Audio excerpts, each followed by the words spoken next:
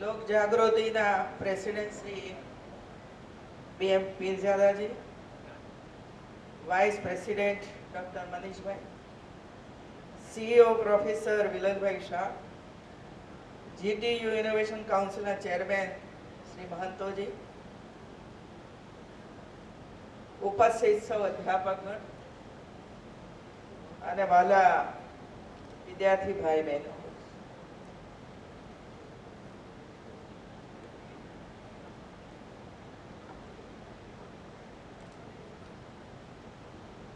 આ ઇનોવેશન કાર્યક્રમ હું માનું છું ગુજરાતની સ્થાપના થયા પછી પહેલીવાર કોઈ કોલેજે આ પ્રકારનો ઇનોવેશન કાર્યક્રમ કર્યો હોય.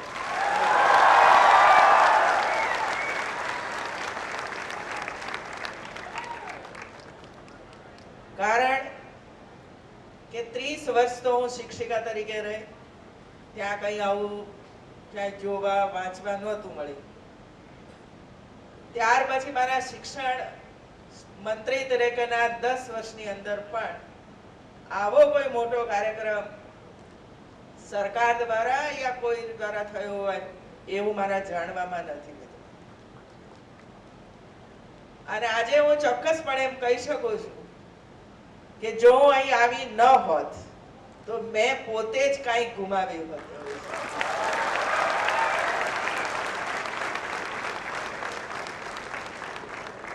એટલે એમ કહીએ કે તમે તમારો પાવર તો વધારી દીધો, સાથે સાથે મારો પાવર પણ વધી ગયો છે.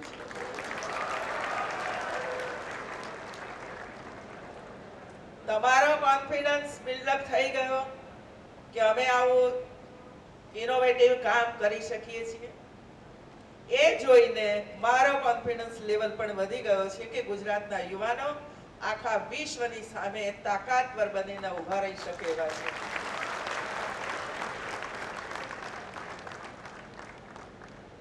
જે પ્રકારના મોડેલ્સ મેં જોયા છે, કેવી નાની નાની બાબતોને ધ્યાનમાં રાખીને એ મોડેલ બનાવવાનો પ્રયાસ કર્યો છે અને સફળતાપૂર્વક પ્રયાસ કર્યો છે. વિકલાંગને ચાલવામાં પડતી મુશ્કેલી અને એનું ઇનોવેશન એ તો માર્કેટમાં પણ પહોંચી ગયું. મિત્રો, એ આપણા માટે ગૌરવનો વિષય છે.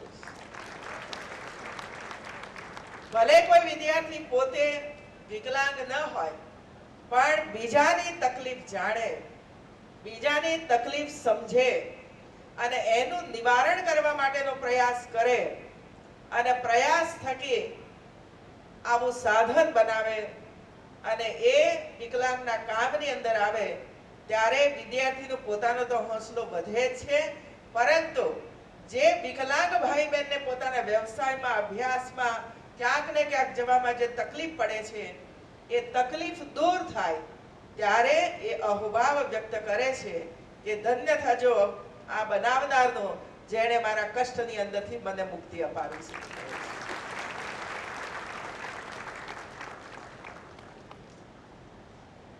બીજું, કૃષિ ક્ષેત્રની અંદર અમે ટ્રેક્ટરો તો આપીએ છીએ મિત્રો, પણ એવડા મોટા ટ્રેક્ટરો આપીએ છીએ.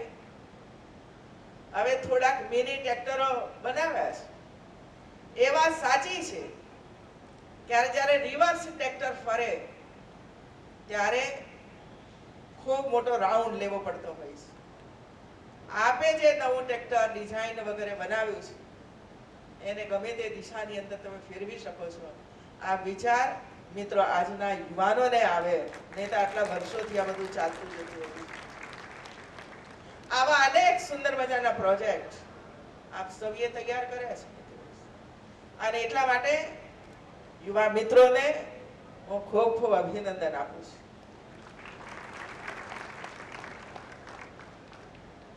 આપે જે વિચાર અમલમાં મૂક્યો, પ્રોડક્ટ તૈયાર કરી, હવે એ બજારમાં કેવી રીતે જાય એના માટેનો વિચાર આગળ ઉપર થાય, જેથી કરીને જેના માટે આ બધું બનાવ્યું છે એને એનો લાભ પ્રાપ્ત થાય. બીજું, આ બધા ગામડાઓનો પ્રવાસ કર્યા. હું તો ગામડામાં જન્મી છું, ગામડામાં ભણી છું, ગામડામાં ઉછરી છું અને બધું કામ કરતા કરતા સ્ટેજ સુધી પહોંચી છું.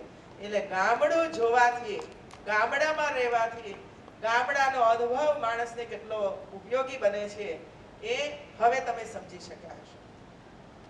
મને મનીષભાઈએ કહ્યું કે અમારા કેટલાક વિદ્યાર્થીઓ એવા છે કે જેમણે પહેલી વાર ગામડું જોયું છે, પહેલી વાર ગામડું જોયું. અહીં પણ કેટલા વિદ્યાર્થીઓ હશે કે જેમના માતા પિતા ગામડામાંથી ભણી ગણી તૈયાર થઈ યા તો નાના મોટા વ્યવસાય માટે શહેરોની અંદર આવ્યા હશે, પણ એમના બાળકો એ ગામડું નથી જોયું. અને એટલા માટે ગામડાઓની સમસ્યાઓ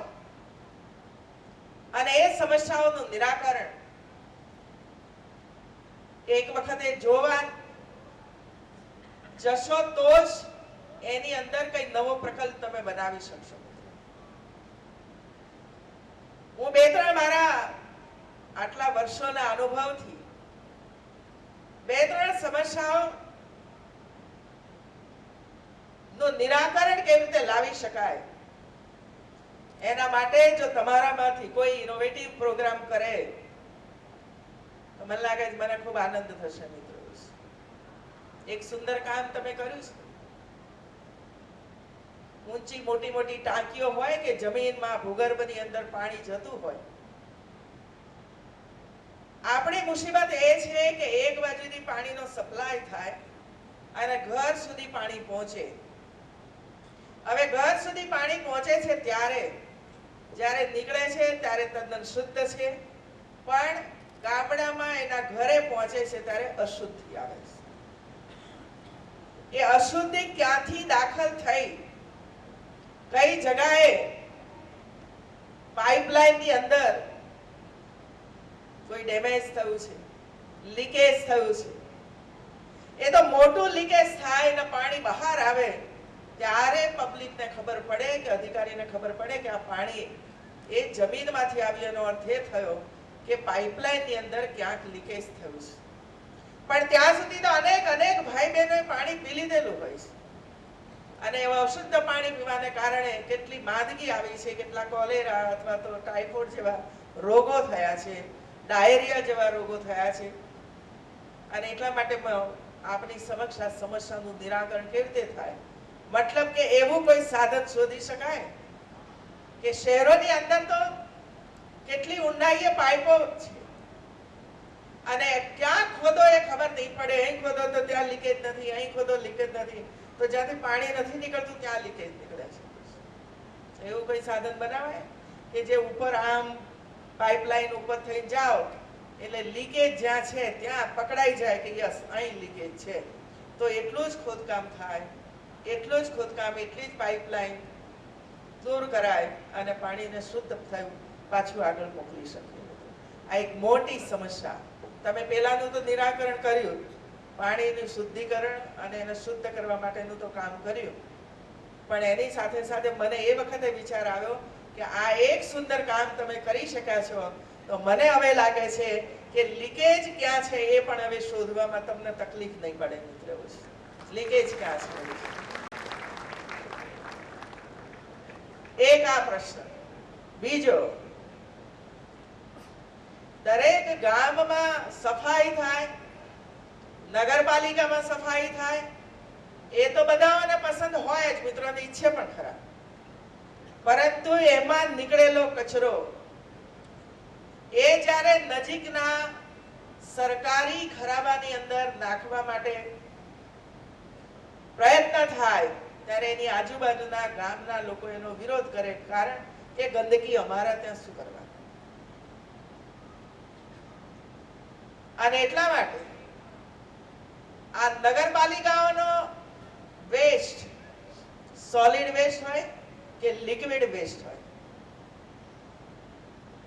એને એ જ સ્થાન ઉપર નજીકમાં નગરપાલિકાની અંદર જ એને કેવી રીતે દૂર કરી શકાય કઈ પ્રોસેસ કરી શકાય જેમાંથી વર્મી કમ્પોઝ પણ થાય, એ જ પાણી લિક્વિડ વોટર હોય એને શુદ્ધ બનાવી અને ગામની અંદર ક્યાંય ને ક્યાંય સફાઈ કામની અંદર વાપરી શકાય. આ પ્રવૃત્તિ તો શરૂ થઈ છે, પરંતુ ખૂબ ખર્ચાળ છે મિત્રો, ખૂબ ખર્ચાળ છે. ત્રીજો, તમે ગયા હશો ત્યારે ગામમાં ઉકાળાના ઢગલા તો જોયા જ હશે ને, ઉકાળાના ઢગલા જોયા હશે. હવે જ્યારે તમે 4, 5 અને 6 માર્ચના કે ફેબ્રુઆરીમાં જવાના છો ત્યારે આનો કોઈ વિચાર કરીને આવજો કે આ ઉકાળાને શું કરવાનું. કારણ કે દરેક ખેડૂત પોતાના ઘર આગળ જ ઉકરડો રે એવું ઈચ્છે છે, માનસિકતા બદલાતી જ નથી. તો એ ઉકરડા અને એ પશુઓનું મળમૂત્ર એમાંથી કમ્પોઝ કરવા માટે આપણે પ્રેરિત તો કરીએ છીએ બધાઓને, પણ તમે જાગૃતિ લાવવા માટેનો પ્રયાસ કે આને કારણે કેટલી તકલીફો ઊભી થાય છે એવો થોડાક વિચારો પણ ગામની અંદર મુકતા આવશો તો હું માનું છું કે ગામડાઓમાં પણ આવશે વિચાર કે આ છોકરાઓ કહે છે સાચું છે. અને આજે હું એક ગૌરવ સાથે કહું છું કે જે ગામની અંદર યુવા સરપંચો બન્યા છે, યુવા સરપંચો 35 વર્ષ, 30 વર્ષ, 28 વર્ષના યુવાનો, ભણેલા ગણેલા યુવાનો એ ગામના સરપંચો બન્યા છે. અને જ્યાં પણ યુવા વર્ગ છે ત્યાં સરકારની સહાયનો ઉપયોગ કરીને એ લોકો ગામની સફાઈમાં, ગામના બાળકો અભ્યાસ કરે, ગામની ગૃહિણીઓ પણ પોતાના બાળકોને સંસ્કારિત કરવા, ભણવા, એમને ચોખ્ખા રાખવા, શાળાની અંદર નિયમિત જાય એના માટેનો પ્રયત્ન કરતા હોય છે. અને ઇન્કમ જનરેટ કેવી રીતે થાય ગામમાં ને ગામમાં જ, જે પૂજ્ય મહાત્મા ગાંધીનું સ્વપ્ન હતું મિત્રો. અને આજે 30મી જાન્યુઆરી મહાત્મા ગાંધીનો નિર્વાણ દિન છે. એમની આખી જિંદગી ભલે સ્વતંત્રતા આંદોલનની અંદર ગઈ, પરંતુ એ હંમેશા કહેતા કે ગામડું સમૃદ્ધ હશે તો દેશ સમૃદ્ધ બનશે. અને એટલા માટે ગામડાને સમૃદ્ધ બનાવો. ગામડામાં જે ઉત્પન્ન થાય છે એ ઉત્પન્ન થાય છે એનો જ ઉપયોગ એ ગામજનો કેવી રીતે કરે અને એની અંદરથી પોતાની આર્થિક ઉપાર્જન કરી અને પરિવાર સદ્ધર બને એના માટેનો પ્રયત્ન કરતો. મિત્રો, ગામડામાં જઈને આવ્યા હશો ત્યારે હું કહીશ તમને, ધીરે ધીરે કરીને સાધનો શોધાઈ રહ્યા છે. દાખલા તરીકે ઘઉં વાવ્યા, ઘઉંને ઉપરનો કાપી લીધું, હવે નીચેના જે સાંઠા રહ્યા એને જો ક્રશ કરીને જમીનની અંદર ભેળવી દેવામાં આવે તો એક ઉત્તમ ખાતર બની શકે મિત્રો, એક ઉત્તમ ખાતર બની શકે જેમાં ફર્ટિલાઇઝર લાવવાની જરૂર ન પડે અને આપણી જે ફળદ્રુપ જમીન છે ફળદ્રુપ જમીન બગડે નહીં. અને બીજી વાત, જ્યારે પાક વાવીએ ત્યારે એનો ઉપયોગ કરી શકે. એ જ રીતે એરંડાની સાઠી હોય, કપાસની સાઠી હોય, મતલબ જે કંઈ વાવીએ છીએ એને જેની જરૂરિયાત છે એને આપણે લઈ લઈએ છીએ અને નીચેની સાઠીઓ એ બહાર અથવા ખેતરમાં નાખી અને પાડી નાખવામાં આવે છે, જેને કારણે જમીનની ફળદ્રુપતા ઘટે છે, ઉપરનું લેયર અને એની રહેલા તત્વો એ બધા જ બળી જાય છે. આ ઘણા બધા ગંભીર વિષયો ગામડાઓની અંદર છે. જો આપણે સસ્તા આવા સાધનો શોધી કાઢીએ, સસ્તા સાધનો શોધી કાઢીએ તો એ સરકારને પણ આપવામાં પરવડે અને વ્યક્તિને પણ પોતે ખરીદવા હોય તો સસ્તા હોય તો એને પણ પરવડે ને આ બધું જ કામ સરળતાથી પોતાના ખેતરોની અંદર કરી શકે. બીજું, મિલ્કિંગ મશીન જો એમાં ભાઈ મહંતો વગેરે જો સ્ટડી કરે તો આપણે બહેનો ભાઈઓને ગાય ભેંસ આપીએ છીએ કારણ કે એમાંથી દૂધ ઉત્પાદન કરે. અભણ વ્યક્તિ કરે છે, ઓછું ભણેલી વ્યક્તિ એ બહાર ન કામ કરી શકે, ગામમાં જ કરી શકે છે. અને એટલે એને દૂધ ઉત્પાદન થાય છે, એને દોવા માટે મિલ્કિંગ મશીન આપીએ છીએ. પણ મિલ્કિંગ મશીન આ આવડું મોટું છે. મિલ્કિંગ મશીન એવડું મોટું છે અને 100 ગાય કે ભેંસ રાખી હોય તો મિલ્કિંગ મશીનો અને બલ્ક મિલ્ક કુલર મૂકવા માટે ફરી પાછી 500 ચોરસ મીટરની જગ્યા આપો જેથી કરીને બધું ત્યાં મૂકી શકે. એટલે એક બાજુ આપણે સહાય કરીએ છીએ તો બીજી બાજુ એમને અગવડતા ઊભી થાય છે અને એટલા માટે કિસાનો એ ના પાડતા હોય છે કે આટલું મોટું અમે ક્યાં રાખીએ, એના કરતા જાતે પશુને દોઈ લઈએ તો વધારે સારું છે. તો એની અંદર ઇનોવેટિવ થઈ શકે કે આવું કંઈ કરવાની જરૂર નહીં, સીધું જ એના આંચળની અંદર ટ્યુબ મૂકી દો અને દૂર મૂકેલું હોય એની અંદર જઈને દૂધ ભરાઈ જાય. તો આમાં પણ આટલું બધા તજજ્ઞ માસ્ટર્સ માઇન્ડ વાળા જે અહીં બેઠા છે ત્યારે મને થયું કે હું પણ એ કહું કે અમને કામ કરવામાં ક્યાં કેવી રીતે તકલીફ પડે છે. અને આપ બધા જાણો છો, મેં જે પાણીની વાત કરી કે ઠેર ઠેર ખાડા, ઠેર ઠેર ખાડા, એ તમે ન્યૂઝપેપરોની અંદર રોજ વાંચતા હશો. પણ એ ઠેર ઠેર ખાડા એમને એટલા માટે કરવા પડે છે કે પાણી અહીં નીકળ્યું, લીકેજ ક્યાંક છે, એટલે આખું અહીંથી ક્યાં ક્યાં ખોદે ત્યારે એને લીકેજ પકડાય છે. અને જ્યાં સુધી ન પકડાય, જ્યાં સુધી એનું રિપેરિંગ ન થાય ત્યાં સુધી એ યથાવત રહેવાનું છે ભાઈઓ. પણ આપણે જો આ પ્રકારના સાધનો, વિદેશમાંથી એક નગરપાલિકાને આપણે સાધન અપાવ્યું છે મિત્રો, પણ એટલા કોસ્ટલી હોય છે સાધનો કે દરેક નગરપાલિકા અથવા તો દરેકને આપણે બધા પૂરા તાત્કાલિક નથી પાડી શકતા. દરેકને પૂરા પાડવા હોય તો વર્ષો લાગે છે. અને આવા જો ઇનોવેશન થઈ ગયું હોય, એક નાનું સાધન જેમ કે પશુપાલનની અંદર અને માનવીના શરીરની અંદર હવે લોખંડનો ટુકડો કોઈ બાળક ગળી ગયું હોય તો કયા સ્થાને છે પહેલા નહોતા શોધી શકતા, અને એટલા માટે આખું શરીર નું ઓપરેશન થતું હતું અને જઠરમાં છે કે આંતરડામાં છે એ શોધીને બધું કાપી કૂપ કરીને પછી કાઢતા હતા. આજે એ સમસ્યા દૂર થઈ ગઈ છે. એને ખબર પડી જાય છે કે આ જ સ્થાન ઉપર છે અને એટલે બહુ ઈઝી ઓપરેશનો થઈ ગયા છે. એ જ રીતે પશુઓ, તો પશુઓ પણ એના ઘાસચારાની અંદર જ્યારે બધું ખાઈ જાય છે ખેડૂતોના બેધ્યાનને કારણે, અને આવા લોખંડના ટુકડાઓ જ્યારે એના શરીરની અંદર જતા ત્યારે અમારે પણ ડોક્ટરો એના આખા શરીરને ચીરતા અને શોધતા કે કઈ જગ્યાએ છે. હવે એક નાનું સરખું સાધન છે, એક જ નાનું સરખું હાથમાં બેટરી જેવું, કે એના આખા શરીરની અંદર તમે ફેરવો એટલે તરત જ અવાજ આવે કે લોખંડનો ટુકડો અહીં છે અને એટલો જ ભાગનું ઓપરેશન થાય. એટલે પશુ પણ એક જ દિવસની અંદર આરામથી ઘરે જઈ શકે, 10-15 દિવસનો આરામ કરવાની જરૂરિયાત ન પડે અને દૂધનું ઉત્પાદન પણ ઓછું નહીં થાય. તો આવા ઘણા બધા ઇનોવેશન થયા છે, ઘણા હજુ થઈ શકે એ દિશામાં છીએ. આજે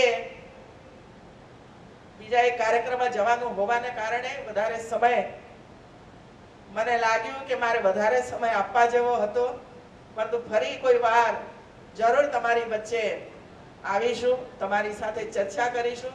મારે આજે એવો વિચાર પણ હતો કે થોડાક વિદ્યાર્થીઓને સાંભળવા, પરંતુ એ સાંભળવા માટેનો મોકો મને નથી મળ્યો. નહીં તો જનરલી હું વિદ્યાર્થીઓ સાથે વાર્તાલાપ કરતી હોઉં છું અને એમાંથી મને પણ ઘણું બધું જાણવા મળતું હોય છે.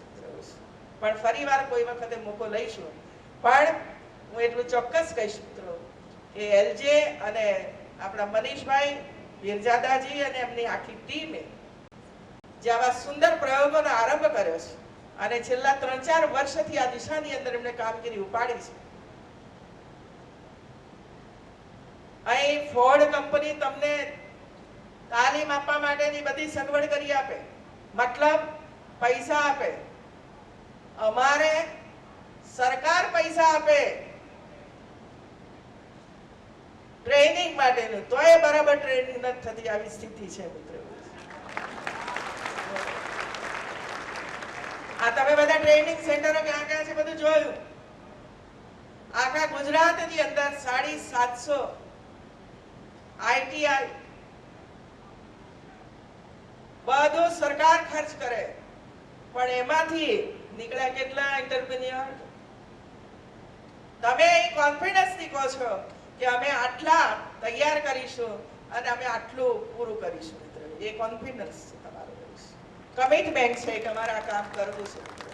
અને આ કમિટમેન્ટથી જો કામ થશે તો તમે પૂરા ગુજરાતના નહીં પણ પૂરા દેશના અગ્રેસર બનશો. મિત્રો, અગ્રેસર બનશો. અને હું ઈચ્છું છું કે ધીરે ધીરે કરીને એકલું આ જ સ્થિતિમાં નહીં પણ જ્યાં પણ આવી કોલેજોની અંદર બધા કામ ચાલી રહ્યા છે એનો વ્યાપ કેવી રીતે વધે, વિદ્યાર્થીઓને એનું જ્ઞાન કેવી રીતે પ્રાપ્ત થાય, અને ધીરે ધીરે કરીને જોબ માટે કોઈ ફાંફા ન મરે પરંતુ પોતે 10 લોકોને જોબ અપાવી શકે એ પ્રકારનું એક વાતાવરણ આખા રાજ્યની અંદર ને દેશમાં ઊભું થાય, એ પ્રકારની જરૂરિયાત ઊભી થઈ છે. સરકારી જોબ નથી મળવાની ભાઈ, એ તો રિટાયર થાય ત્યારે સીટ ભરાય, એ સિવાય તો સીટ ભરાય એવી સ્થિતિ નથી.